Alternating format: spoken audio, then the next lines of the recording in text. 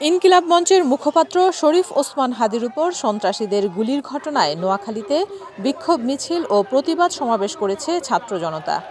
শুক্রবার দুপুর ২টার পরে নোয়াখালীর জেলা শহর মাইজদী বড় মসজিদ মোড় থেকে বিক্ষোভ মিছিলটি শুরু হয়ে শহরের বিভিন্ন প্রধান সড়ক প্রদক্ষিণ শেষে সমাবেশে মিলিত হয়। সমাবেশে বক্তারা বলেন, জুলাইয়ের অন্যতম শক্তি শরীফ ওসমান হাদির উপর হামলা একটি সুপরিকল্পিত ঘটনা। তাকে টার্গেট করেই সন্ত্রাসীরা গুলি চালিয়েছে।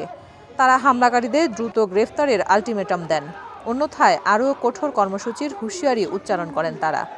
বিক্ষোভে অংশ নেওয়া জুলাই গণ অভ্যুত্থানে ওসমান হাদির সম্মুখ সারি থেকে নেতৃত্ব দিয়েছিলেন।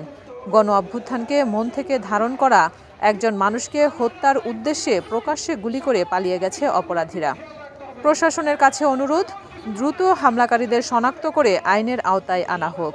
এই হামলার পেছনে যে পরিকল্পনাকারীরা আছে তাদের সবাইকে সুষ্ঠু তদন্তের মাধ্যমে দ্রুত গ্রেফতার করতে হবে।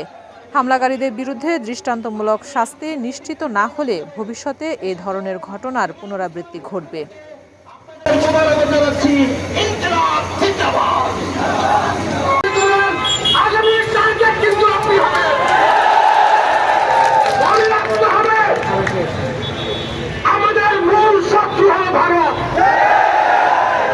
বিক্ষোভকারীরা হামলার তীব্র নিন্দা জানিয়ে বলেন, এ ধরনের নৃশংসতা দ্রুত ন্যায় বিচার নিশ্চিতের দাবি জানিয়ে তারা কর্মসূচি সমাপ্ত করেন।